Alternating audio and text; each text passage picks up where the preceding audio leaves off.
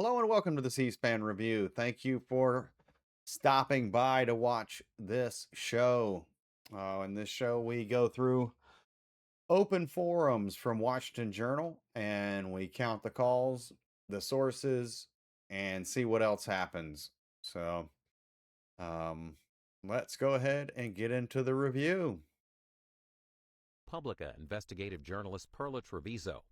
And then Portland Press Herald politics editor Kirby Wilson previews Maine's primary races. And Rural Mark Garect of the Foundation for Defense of Democracies on the latest developments in the Iran war and clashes between Israel and Iran. Washington Journal starts now. Join the conversation live.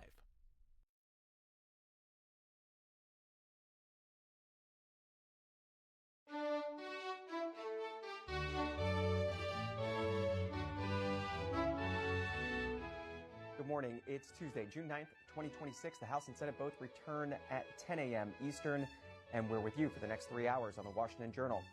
This morning, we're talking about the artificial intelligence boom and whether the federal government should get a stake in it. Recently, politicians from Bernie Sanders to President Trump have proposed that Americans get a piece of the AI windfall by giving the government a direct financial interest in some of the largest AI companies. This morning, we want to hear from you on that idea, and we're doing so as usual on phone line split by political party. Republicans, it's 202-748-8001. Democrats, 202-748-8000. Independents, 202-748-8002. And just so you know, I record myself watching this and recording the data so people can't say, oh, you didn't do it. It's right here. You can watch me count the calls in the states. And our other show, the Daily Breakdown, goes through all these. So this show will be 003. The Daily Breakdown companion show will be 003 as well. So, you know, we're working on it, but I appreciate anybody that's watching this thing and following along.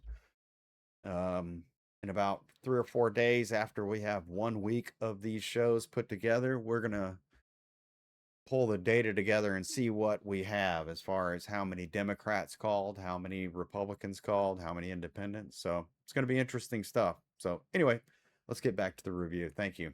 You can also send us a text. That number 202-748-8003.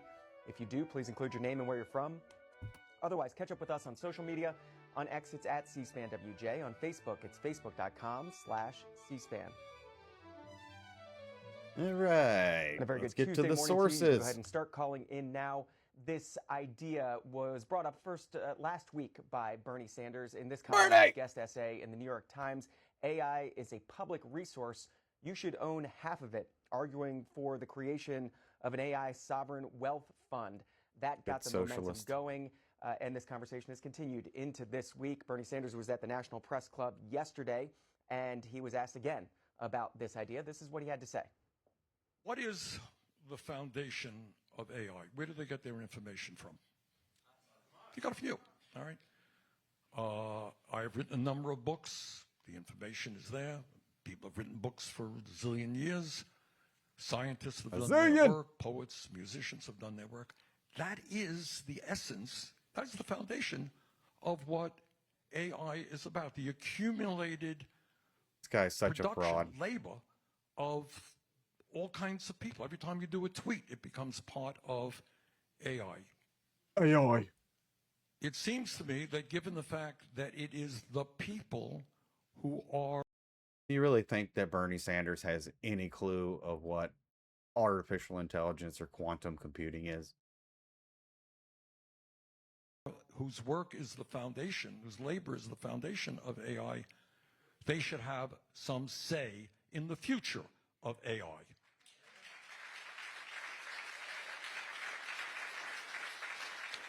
So what we are proposing is a 50% ownership of the major, not the smaller, of the major AI companies. So we would have, the public would have half of the people on the boards. Now, what does that do? It does two things. Primarily, most importantly, what it will give us is the ability to stop decisions that are simply geared to make more and more profit for the owners of the industry.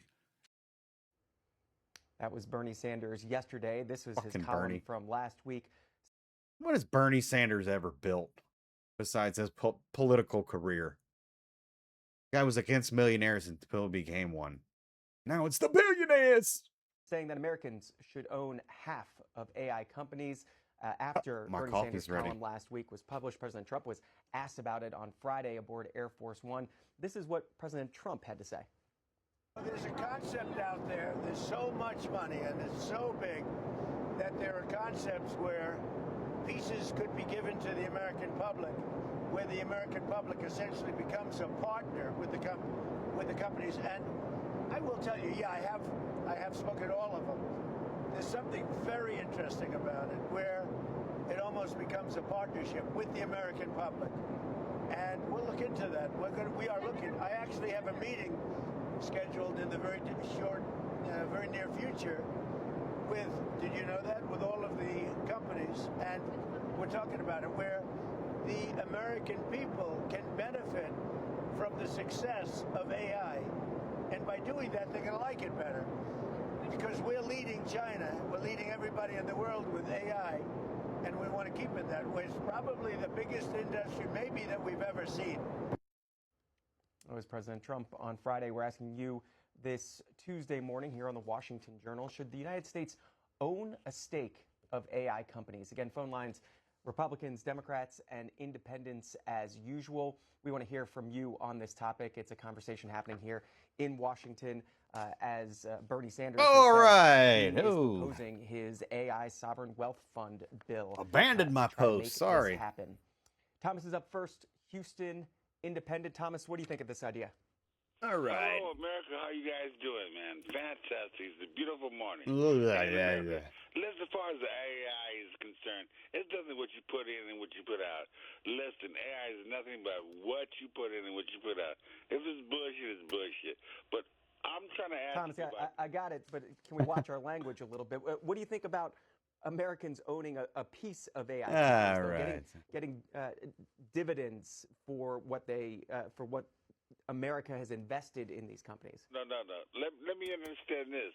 Listen, we have my poor president, Donald Trump. He's been assassinated, or tried to be assassinated 3 times. But I want to know what happened to the... in other words, I used to be in... I'm going to tell you where I'll come from. But anyway, it's called After Incidents Reports. When somebody's shot at... Well, Thomas, we're going to focus on this topic of artificial intelligence just because it's a conversation that's been happening in Washington this week. We want to hear from folks on it in the wake of Bernie Sanders' proposal. Here's just one of the columns written on it. Mark Hayden with the R Street Institute putting out this piece saying that putting the government in charge of business decisions will result in spectacular failure. Congress often moves at a snail's pace, he writes, and hasn't balanced a budget in a quarter century. There are no hallmarks of successful business in the government. Government is also not composed of AI experts who know how to run technology companies better than the industry's pioneers. Who's Mark The government Hayden? would create hulking bureaucracies that would stumble and stifle and undermine once thriving businesses. Look at the Soviet Union for evidence of this. With its central planning and bureaucratic structures, the communist state struggled to innovate in a way that tech companies must. Mark Hayden arguing against this idea. Another one of those arguing against this idea, the Heritage Foundation's president, Kevin Roberts. He was on Fox Business. This is what he had to say. Here's a great example of don't listen to Bernie Sanders and don't listen to Sam Altman. It's bad policy. Why do I say that? We might say, well, gosh, you're president of the Heritage Foundation. Aren't you pro-business? We're pro-common good and pro-business that actually is for the American people. We need to be sure that Sam Altman isn't trying to do some negotiating that benefits his business at the expense of the American people. What do I mean by that, Brian? It's really important for us in this new, very exciting chapter of AI that we strike the balance between what AI Why don't you ask that question? all of the potential job benefits and efficiency against the other thing that AI offers, which is actually undermining what it means to be a human person. Sam Altman is someone who sometimes flirts with this notion of transhumanism. Very impressive guy. I don't mean this personally at all, but the point in public policy, and I think where conservatives in Congress will land, certainly where Heritage is let's strike that balance. Maybe we need to acknowledge that Sam Altman is willing to negotiate with Bernie Sanders and offer some better public policy that he himself would suggest. Kevin Roberts of the Heritage Foundation on Fox Business talking about this idea. We're asking you, phone lines to call in, 202-748-8001 for Republicans, Democrats 202-748-8000, Independents 202-748-8002. We'll also look for your text messages and your social media posts. Here's a couple of them. Harry in Mount Lebanon, Pennsylvania, asking who pays for the public stake in the AI corporate boards. I have a pretty good idea. The taxpayer. Washington never changes its tune. Give us your money and we'll provide paradise in our time. One more saying the people should receive dividends. That should also be the case for every company that receives taxpayer subsidies. Wise Guy Torres writing in on Facebook. We want to hear from you. Phone lines are open. We'll look for your posts. Send us a text as we hear from Simeon in San Diego. Independent. Simeon, what do you think? Yeah, thank you for taking my call. I think AI is getting too big because AI is going to overtake the world. So the government needs to have a stake in AI. That's my belief. Because before you know it, AI is a part of everybody's family in this world. You know? Thank you. Simeon, do you trust that the government will do the right thing? If the government has some sort of ownership stake, and Bernie Sanders is calling for a 50% stock stake in AI companies, do you trust that the government would do the right thing on AI, whatever that means? Absolutely. Government should have a share on the AI, whether it's a true tax or whatever they want to do, but they should be a part of AI. Because in the near future, we're talking about 10 to 15 years, AI will be a part of everybody's life in this world. That's my belief. Do you use AI much right now, Simeon? Yes, I do, a lot. What do you use? A lot there, John. I a lot. Stock, in the stock market with the AI. I do a whole lot of stuff with it. I ask AI virtually everything. Even when I'm driving, I'm asking AI directions. You know, AI is very useful. So I believe government should have a stake in it. No matter if it's a Republican, Independent, Democrat, somebody has to have a stake in AI. Before you know it, it's going to overtake the whole life of us. With it being so useful for you right now, why don't you trust it in the future? Why do you think it will be more trustworthy with the government having some sort of ownership stake in the future rather than how you're using it today? Because people are going to misuse it. So there has to be a watchdog. Government has to have a way to look at what is going on with AI. Honestly, because the good things in AI is a lot, but the bad things in AI is worse. There is so many crooked things in AI. If you go and investigate it, that means somebody has to be on top of the issue. Okay, Simeon. At it. Who is using AI? How Calm AI down. Is overtaking our life? Because this thing we're saying is going to be in the next 20 years. You won't believe it. AI is helping people go to medical school. So there has to be, government has to have a stake in AI. That's my personal belief. Thank you. Simeon, thanks for the call, being up early in San Diego. Paul is in Philly, Independent. Paul, good morning. What do you think? Good morning. What do you think?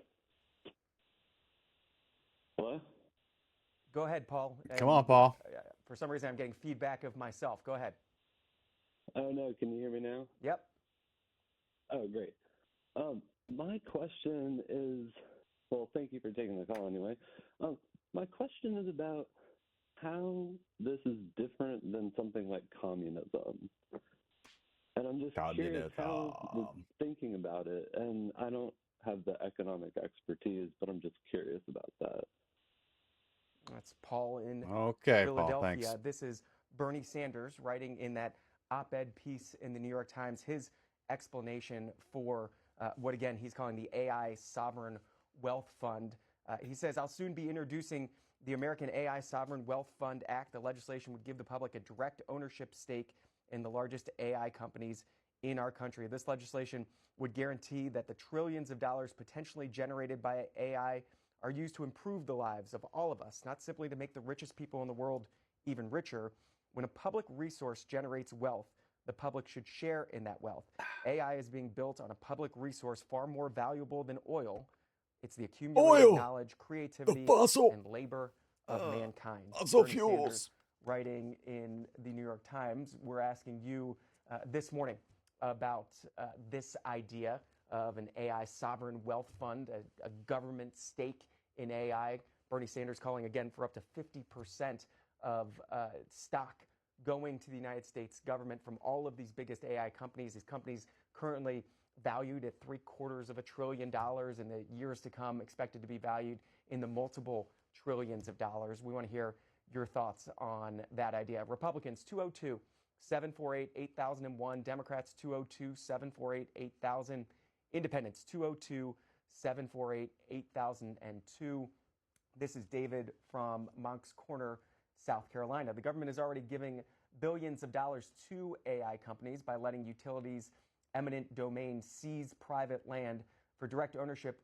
We have something called the stock exchange, saying that's the way it should happen on seizing private land, land use issues, very much a part of this data center issue that is a big part of AI companies, where data centers should be built, how they should be built, how they should be regulated. An article on that in today's Wall Street Journal. A top Senate Democrat is introducing a bill that would restrict how the Pentagon uses artificial intelligence by adding to a flood of AI proposals that offer a preview of oversight of tech companies that can, and the oversight that can be expected if Democrats win back control of Congress. This one focusing on Congressman Adam Schiff's, his bill that would ensure that a human is involved when the Pentagon uses AI in weapons and protects against the technologies used for domestic surveillance. The bill expands on existing Defense Department protocols. It follows bills put forward by other Democratic senators, many spurred by the AI developer Anthropic's spat with the Pentagon, which raised questions about the Defense Department's guardrails for keeping a human involved when AI is used. Lawmakers also introducing bills about land usage issues when it comes to these data centers, a slew of legislation on AI. We want to talk to you about it, your expectations for the future of AI. A few more of your comments from social media and your text messages. This is Ken in Hernando, Florida, saying, no, the U.S. owned shares in AI. It's just a Marxist idea. Collect a 15% tax on the profits is what Ken says. Sam in Bakersfield, California, I'm not sure, but this sounds like socialism. The government running a private business. I thought socialism was bad. Now socialism is good because Trump says so. That's the question Sam asking.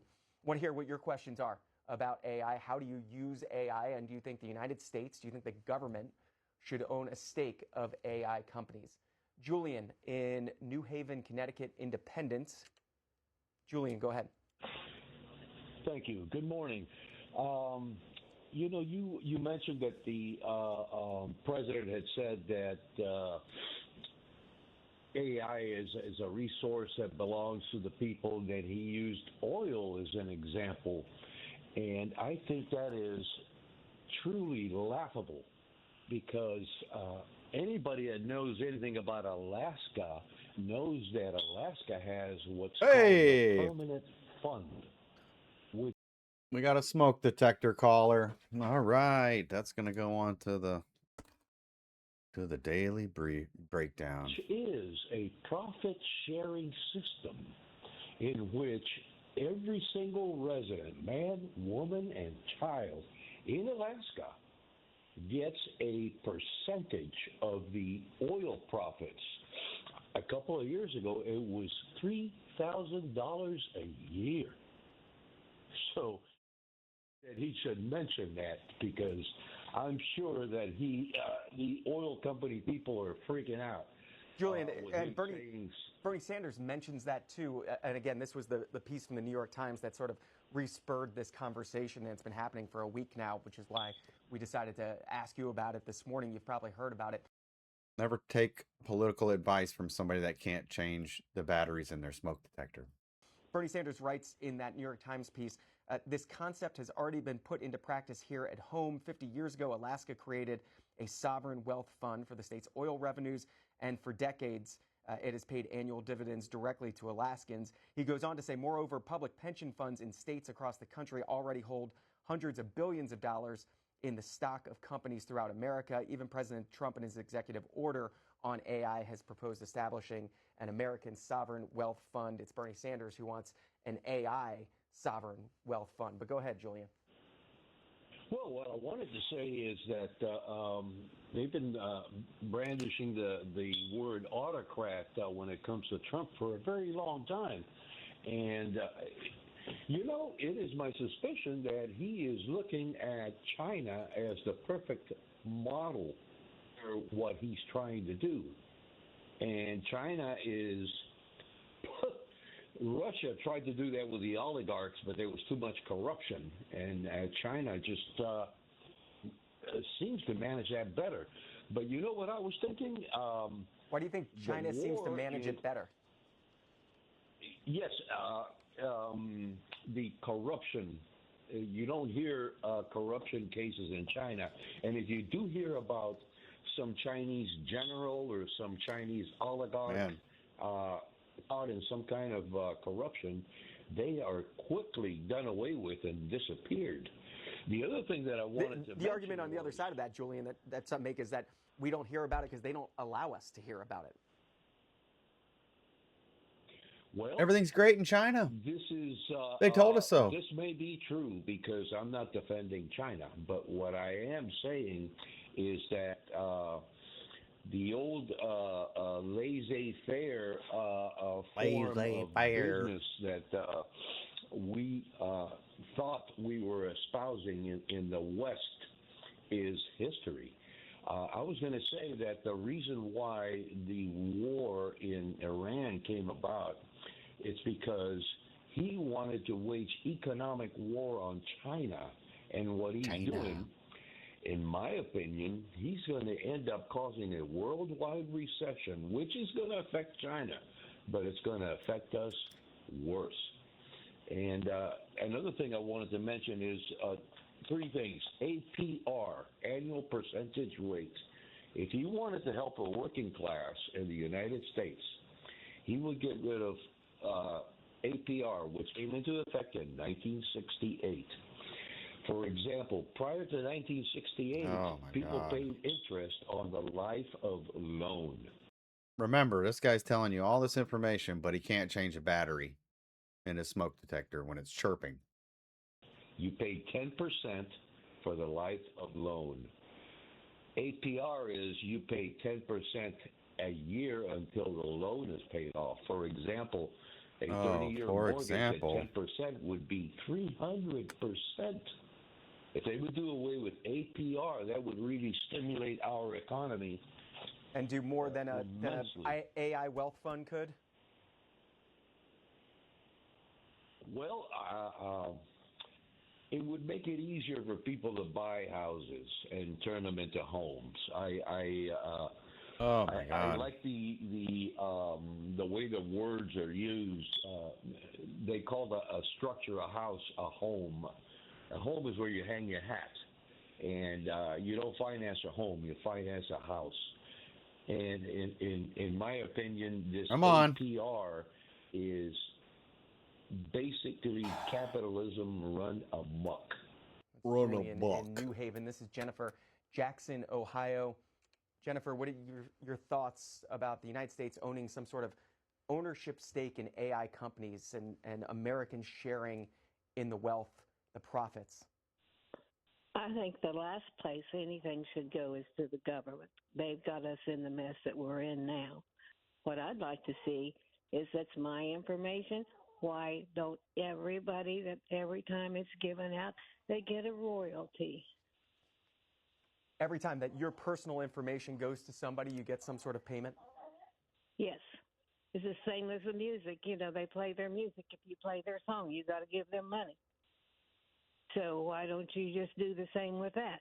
There's no reason they should have that information free to sell.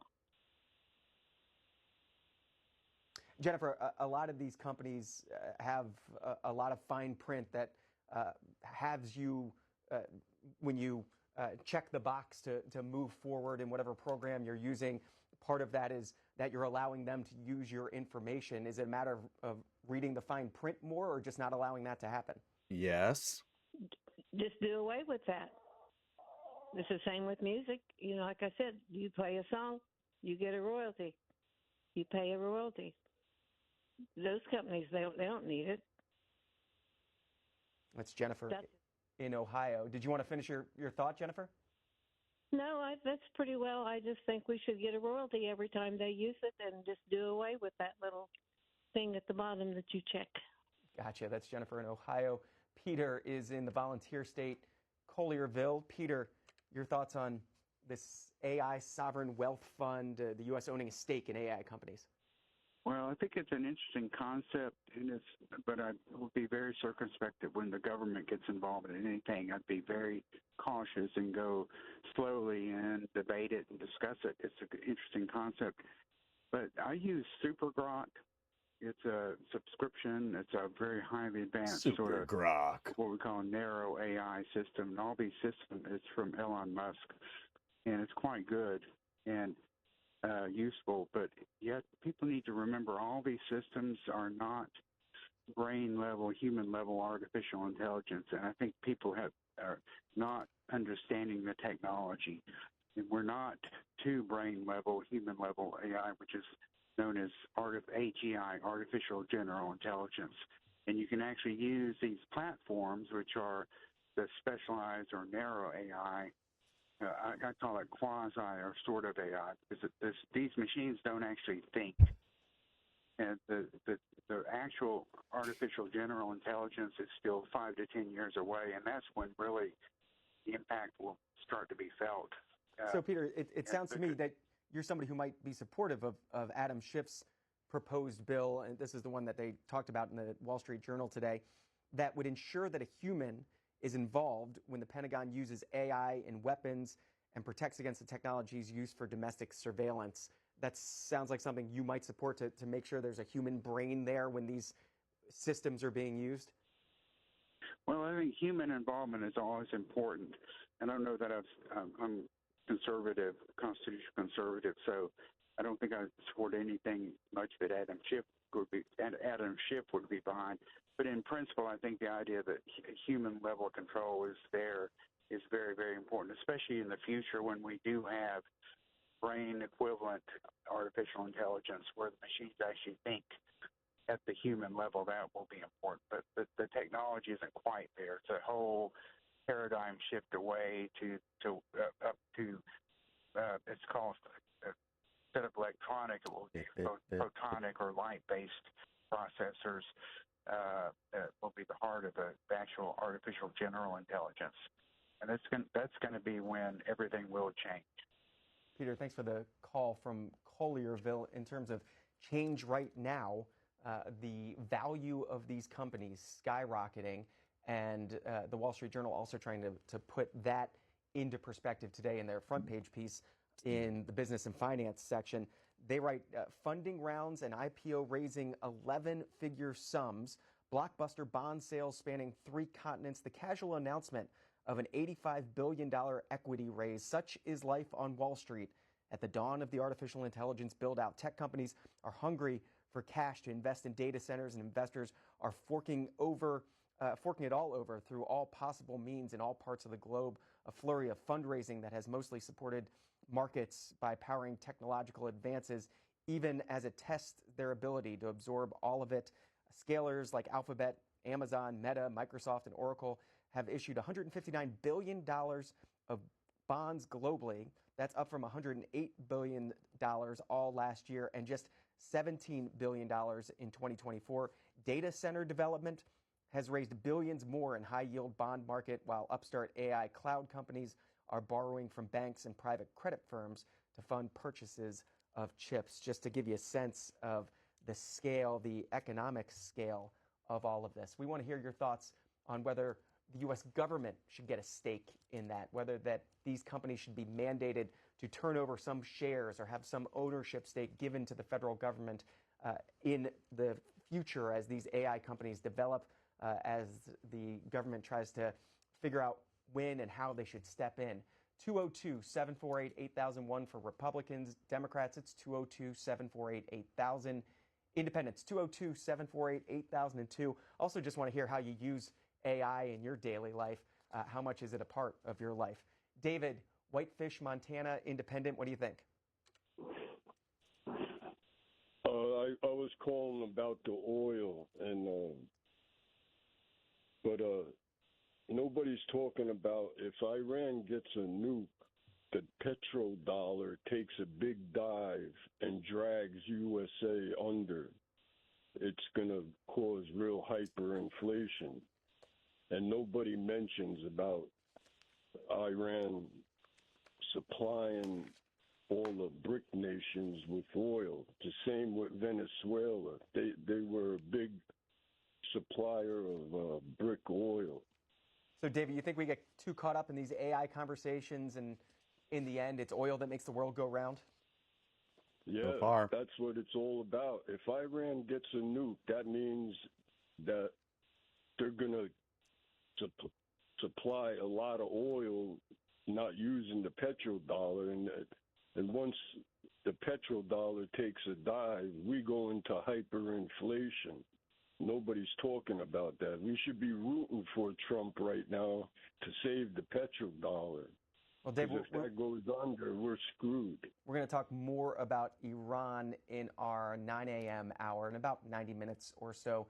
Ruel Mark Garrick of the Foundation for Defense of Democracies will join us to talk about some of the latest out of the Strait of Hormuz and Iran, Israel and Iran, and what happened over the weekend. We'll dive into all of that, though we are saving this first segment of the Washington Journal to talk about AI and whether the United States should own a stake in AI companies. Again, having this conversation because two high-profile figures on very different sides of the aisle have talked about it. Bernie Sanders bringing it up last week in the New York Times column, President Trump talking about it on Air Force One on Friday. Bernie Sanders again at the press club here in Washington, D.C., making the case that the U.S. should own a 50% stake, a controlling stake in AI companies to not only allow Americans to share in the profits of AI, but also to allow the U.S. government to help control the development of AI, saying that's the best way to allow Americans, allow this country to move AI in the right direction. Though in a column by Harvard's Nathan Sanders and Bruce Schneier in The Guardian, they argue that allowing the government to have some sort of controlling state would actually backfire, that it would have some sort of corporate capture. AI companies would then be incentivized to have even more control. Oh my God, John. This is what they write in their Guardian piece. Public ownership of these companies entangles corporate profits and valuation with the public interest. It would incentivize the government to clear regulations and permit the exploitation of workers and users and suppress competition and encourage AI adoption regardless of the responsibleness of the implementation or the appropriateness of the use case, and otherwise act on behalf of corporate interests. This is not an effective way, they write, to influence corporations to act in the public interest. In fact, it makes corporate influence on the government even more likely, arguing against this idea, or at least saying that it could go in a very wrong direction. We want to know what you think. This is Tom in Southbury, Connecticut, Democrat. Tom, go ahead. Hi, how are you? Doing well.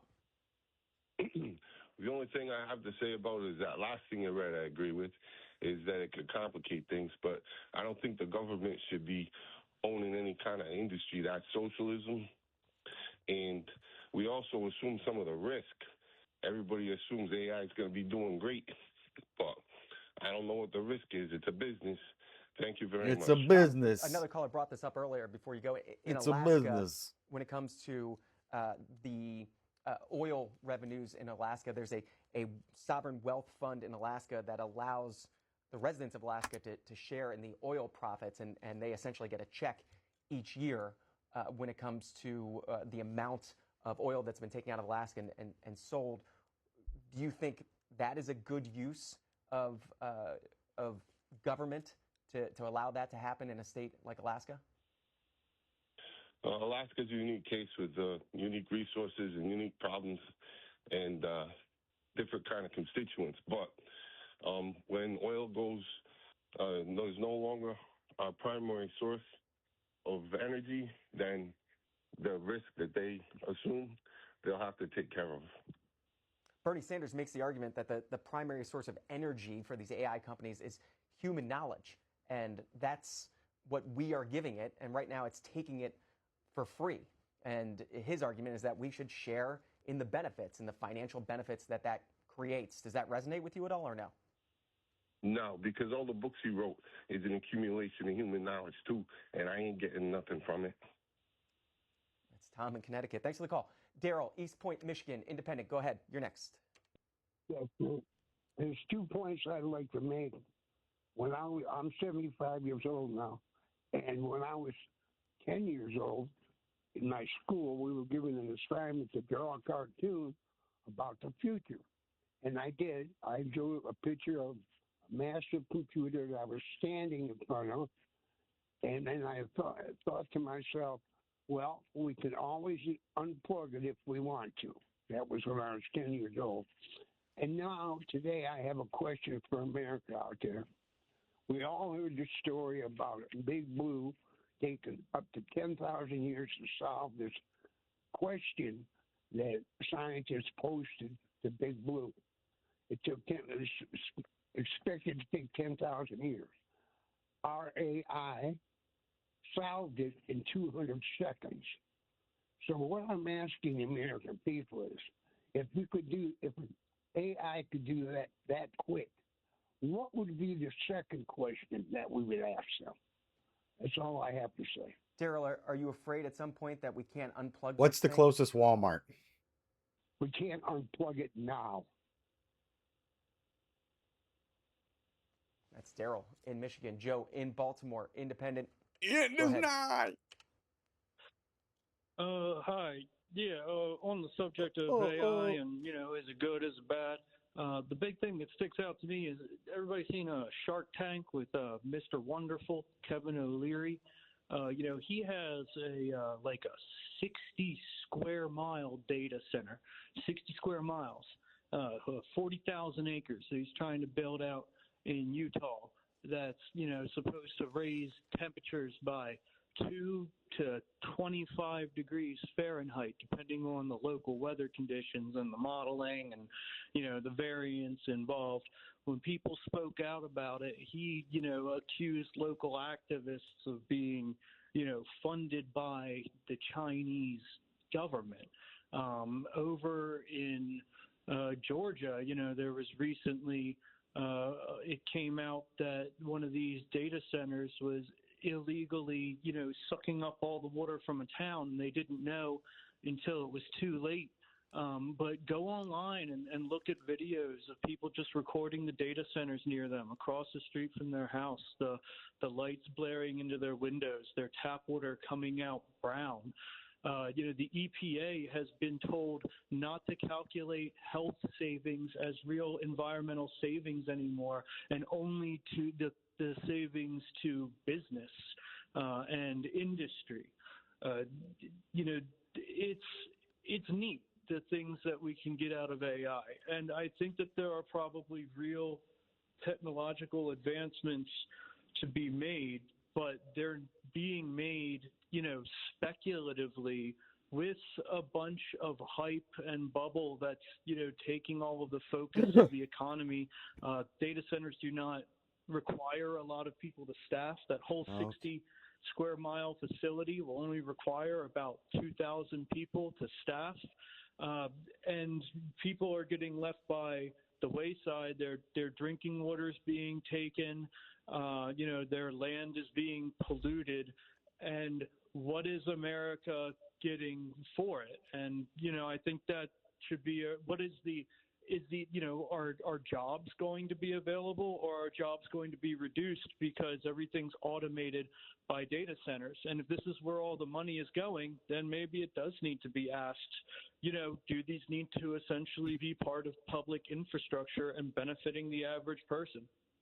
Joe, on pollution in data centers, it was last month that the Washington Post put out a story on data center pollution in Virginia, particularly saying that Virginia's data centers pollute more than gas-fired power plants. Just looking back, just even a couple years ago, in 2024, the emissions reported by operators of data centers in Northern Virginia collectively exceeded the emissions from the Possum Point Power Station for most pollutants. That's a gas-fired power plant doing a side-by-side comparison of various pollutants there. The data center reported emissions are the darker red line, and each column talking about a different kind of pollution, from carbon monoxide to nitrogen oxides, sulfur dioxides, and so on. It's a story in the Washington Post that got a little bit of attention last month when it came out. You can check it out online. This is Newman in San Antonio, Democrat. Newman! Yes, I'm listening to everyone's arguments. I'm listening to Bernie Sanders' argument about owning 50% the federal government. Why should I trust this federal government with owning 50% of anything when they can't solve the problems that's before us right now? So I don't get everyone. To me, sound like everybody calling in lots. Most of them are a bunch of hypocrites. We say we don't want the government lesser in our business, but every time we turn around, y'all steady wanting to insert this federal government into our business to solve our problems when they can't solve the problems that's already there. Look at our health care. Look at the prices of everything. So either way it go, this country is screwed. Thank you.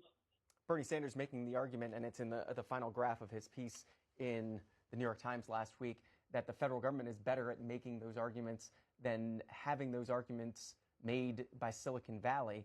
He writes, the future of AI and the fate of humanity must not be decided behind closed doors in Silicon Valley. It must not be dictated by billionaires seeking to maximize their power and profit. It must be decided by workers and parents and teachers and artists and scientists and communities and the American people. It's our future, and we must decide it. Bernie Sanders. Look at that. What is this? Decided by workers, parents, teachers, artists, and scientists. None of those people are fucking providing jobs. They're just taking jobs. In his argument, the piece, AI is a public resource and you should own half of it. Jane, what do you think of that argument? Massachusetts Independent, go ahead. Yes, how you doing? I think, yes, everybody should get a stake in it because it is using the general knowledge of just everything in the world. Everything of the world, yeah. I use it for Googling, and it's very helpful. But at the same time, I don't think it's very good for emotional needs because it says that it is emotional, like, oh, I feel so sorry for you, and thank you for using AI, and John. it's really, really nice with you. But actually, you're just talking to a computer. You're not talking to a human that couldn't understand any emotion. So I think it's kind of dangerous. Jane I think about it's moving ahead way too quickly. Although it is useful in some ways for Googling. But so how do you control that danger, or how do you avoid that danger? Is government the way to do it? Is the free market the way to do that? That these companies will respond to people like you saying that this emotional aspect, this doesn't work for me, and then they'll change the product. She's Massachusetts, and not make Maine. it better. Well, they are doing emotional aspects in dumb, AI, but it's not a human emotion. It's coming from the computer, so it might be a little flawed, or they make a few mistakes on AI. But you know what I mean? So it's not good with emotional human things, but it professes to be, because it does give you emotion when you use AI. It gives you emotion back when you Google something. So partially I appreciate that, and I use it to get information from, but I do think that it's moving ahead way too quickly, and I do think that it is not very much free market capitalism. It's getting way beyond that now, with the billionaires and corporations just handling too much, and all of the wealth going sort of toward privatizing everything, which I don't think is going to work for the masses. Jane, thanks for the call from Worcester, Mass. This is Scott Pleasanton, California, who writes via text message, it seems like a surefire way to chase AI companies out of the U.S. What would prevent AI companies from incorporating in the Canary Islands or some other foreign location to become a non-American company to dodge that 50% ownership stake that Bernie Sanders is talking about. Jimbo, Bakersfield, California independent voter. He says the government owning part of a private business is common in autocratic countries like Russia and China, but is completely contrary to the free market capitalist principles of a democratic republic. Regulating. Oh my God, Jimbo and Bakersfield. This guy's on here every single time. If we still are a democracy, the editorial board of the Wall Street Journal makes a point along those same lines, saying that the government has been involved in some areas, but it's not demanded ownership stake. This is how they ended their recent lead editorial on this topic after Bernie Sanders wrote his piece in the New York Times. They write, AI has so many implications for national security that government will inevitably be involved here. But the U.S. has dealt with defense contractors for decades without taking an ownership stake. The U.S. leads the world in AI because entrepreneurs and investors have combined to innovate and to compete. Political control would stifle that growth and cede the leadership to China. It would be a tragedy, they write, for the ages if AI became the road to American socialism. The editorial board of the Wall Street Journal. This is Reva, Gaithersburg, Maryland. Go ahead. Hi, thank you for taking my call. I'm so glad you have this question. I think it's very important. AI has so many implications, and I use it. I'm not afraid of it, but I am afraid of what it can do to society if we don't keep a handle on it, that being the important part. This has a liberty context. If the government owns a huge part of AI, then what happens about surveillance? Because as you've already pointed out, there are a bunch of data centers in Virginia, seems to be a bunch of in Maryland, and there's a lot of feeling that this is about surveillance. Surveillance, if we're developing a surveillance state, that's going to be directed towards the citizens, is already being directed towards the citizens. I'm not sure I want a government that also is financially tied to that. It really makes me ill at ease. Ill at ease. Sorry to be a little bumpy in my voice. I have a voice issue, but thank you. Reva, you sound great. Thanks for the call from Gaithersburg, Maryland. Bill is in the Keystone State, Republican. Go ahead. Yeah, hi. I just have a really quick, I'm not real tech savvy, but I'm wondering these huge facilities, what happens, 5 years, 10 years down the road when these things become obsolete? Are we just going to have empty shells, that these local communities are going to have to deal with? Because I worked in a glass factory, Corning glass factory, and we went from the old picture tube technology to the, to the to now they're plasma TVs, and you just can't shoebox businesses into a built facility. So that's my question. Bill, do you think it's the near future where these things become obsolete, or is this the foreseeable future? A huge facility, like they were talking about the one that was like the guy claimed it was 6,000 square miles or something, or whatever you said. Well, I'm just saying, when these things, if they do go and become obsolete in 5-10 years, what's going to happen with these huge facilities? That's a question I have. So I don't know. I'd just be interested. Thanks for the call. Thanks for the question. More comments from social media. Gaylord in Oakview, California. AI is an environmental disaster and will deplete water resources and will need extreme amounts of energy. And the AI center that they want to build in Utah will use more or the same amount of energy to run the entire state, and it will be the size of 35 football fields, talking about some of these data centers. Ronald saying, yes, though I slightly disagree with Senator Sanders, the American public should own 51%, not 50% of it. And then this one from Greg in Cleveland, Ohio. MAGA is always claiming Democrats are socialists. What do you think of the government taking over a business really is? Last one from Vicky saying whether the public should own a stake of AI, yes. Whether the government should own a stake, no. We'll keep looking for your social media comments as we hear from Tony in Virginia, independent. Go ahead. Yes, hi, good morning. I'm a network engineer, and I've been in IT for about 30 years. So when I look at information technology in a whole and AI, I do see so many benefits. I use it all the time for a lot of things and aggregating data, and I think it's going to be wonderful for the sciences and for propelling us into the future and helping us resolve some of our issues. However, I agree with most people that state that individuals should have a piece of this, but there is a lot of problem with government owning 50%, like one of your people just said that wrote in that it's Bernie Sanders who's proposing that in legislation that these companies would turn over a 50% stake, 50% of their stocks. Right. Yeah, and if the government is going to own that, we know where it's going to go. We see what goes where our taxes go. We see the corruption around government all the time, right? So this is just one more thing that they're going to take and divide up, and we won't see it in our individual bank accounts. We're going to see it in social programs that people find, that the government finds interesting, whichever party is in power at the time, which, I mean, it doesn't help us. People will still be without jobs, maybe. And I think it's important also to remember that AI is also a reflection of all of us. People go and they vote locally based on what they look like often. They don't do the hard work of finding out what people believe in.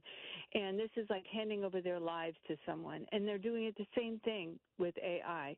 I don't think AI itself is the problem. I think it's society and what they expect people or something to do for them. And there's a degree of laziness that we all have, including myself. That we expect that somebody else is going to take something over for us. They're going to manage our lives for us. The thought that this is something that's making a lot of money right now, maybe this can solve our problems if we figure out a way to get a piece of it. Yeah, I understand that thinking, and I do think that, that goes the same for any social media using your data and selling it, my God. right? Back and forth. You should be getting a penny every single time someone uses your data and gains money from it. You should be getting something in your bank account. If we could find a way to aggregate that data through AI, I think that would be very helpful for everyone because your data is being sold every second. So, it's one of many things that we need to figure out how to use this data and who is going to manage it. But I don't think that government managing it is the solution. And I know it's difficult to outsource it. I don't know that I think I know a solution or Bernie Sanders knows a solution. I think it's something we all need to ponder for a little more time. And as far as data centers, destroying the environment, it's one of many things that's destroying the environment. And, we do need to address it, but we all need to sit back and say, okay, what is it that we want to outsource in our lives? Are we outsourcing friendships? Are we outsourcing to AI? Oh my gosh, Are we shut the fuck up. Our everyday lives and thinking to AI? You look at children and they're on their phones way too long. This is not a technology problem in itself. It's a reflection of all of us, how we do everything, and how we have begun to expect somebody else is going to manage the things we don't like. Tony, thanks for the call from Virginia. Jesus. Franklin, here in D.C., independent. What do you think? Yeah, I think just directly to the question you're asking about whether or not Bernie Sanders' proposal is a good idea. But I don't agree. I don't agree with that. I think it's an interesting confluence, as you sort of highlighted at the beginning, that both Donald Trump and Bernie Sanders have sort of somehow stumbled onto common ground on this issue. But let's keep in mind why. I mean, Bernie Sanders wants to redistribute wealth, which I think there's a rationale for that. We're living in a hugely unequal society right now. Something's got to be done about that. But I don't think this is the answer. But people like Donald Trump, and it's not just Donald Trump, there'll be a whole class of him for generations to follow, and there always have been. They just want to skim off the top of this. So, no, I don't think getting the government intertwined with this is a good idea. I do think, I mean, I'm not necessarily I'm an independent. I'm not a Wall Street Journal adherent, but I don't tend to agree with their editorial pages. But I think they're right on about the fact that where's the common sense regulation? I mean, I think that's what we need. I'm 42 years old, so I was in college when Facebook came out. I've watched the rise of social media my whole life, and raise your hand if you think that social media on the whole has, without regulation, mind you, has done good for society. It hasn't. Nobody's life is. Go ahead. Sorry. When did we get to a point where we needed an ownership stake in order to regulate? You bring up the issue of regulation, and this is part of the argument here that if we had an ownership stake, we'd be interested in having these companies succeed, and we could do it in the right way. But you bring up the Wall Street Journal. Oh my editorial. Lord, Saying, let's we've been go. involved This with, is boring. with defense contractors, and there's regulation involved with that without ownership stakes in it. That this is something different. This is not capitalism. Yeah, I maybe I'm not following the point of your question, but I do agree with the Wall Street Journal. I think we can regulate without ownership. I don't think there's any reason to cross that line. I do think, particularly since these are global goods, these are global services, and there is a massive competition for this right now. I think there's a real case to be made that if we get involved in that kind of way, these companies will just pack up and go somewhere else. We've already seen that happen. I mean, I thought that's what Donald Trump was talking about with manufacturing at the beginning of his term. I mean, I don't think we want to run these companies off. We want them to be here. We want them to compete in our markets. We want the benefits to accrue to Americans and to our ideals and the good we can do with it. I don't think owning that is the best way to do it, but I do think we need, I don't think we need over-the-top regulation. We need regulation that allows them to succeed, but we do need some type of regulation. And I pivot back to what I was saying. I mean, look, you don't need to take my word for it. I think we can all look at the lived experience we've shared through the rise of social media, which has not been regulated. These same companies, sometimes these same individuals, in the case of Facebook and Google and Alphabet, have lobbied the government. And Franklin, you're breaking up. You, oh I man, we're so point, sorry, I Frank. think we lost the phone line there, but appreciate the points. Appreciate the call from here in DC. Let me go back to a few more social media posts to see if I can fix that line. Bill Krozak writing in on Facebook: should the U.S. own a piece of the AI industry? Maybe and maybe not. He says any taxes or profits from this resource-rich industry should go right to the deficit, which is crippling us as a country. Donald saying, why not? I don't trust multi-billionaires, so I believe the people should have a vote on its reaches and AI's limitations. It's not a commie idea, it's a democratic one, Donald argues. The people make up the data, so why not allow them to determine how the data is used and make the money off it as well? That's Donald's argument. This is Linda in Louisiana, Independent. What do you think? Yes, I think that idea. They had a meeting in Pekin, Illinois last night discussing if they want to put an AI plant in their city. The people are very upset about it. Linda, how did you become involved in the Pekin, Illinois data center issue? I have a friend that's a journalist that I know that what's going on over there, and I know one of the members on the board. Now, why not move it to Martin, Illinois, down the street where the Hardy-Tardys live? Because they don't want that. They don't want that there. It's like putting a gas refinery over there. So I'm just kind of saying, all of it's a bad idea. The government's already in everything. Y'all don't delude yourselves. They know everything. They don't need your permission. If they get your permission or not get your permission, they're doing what they want. Look where we are today. We're not 250 years old. We're falling apart, like at the seams, because we did not start from the beginning at that.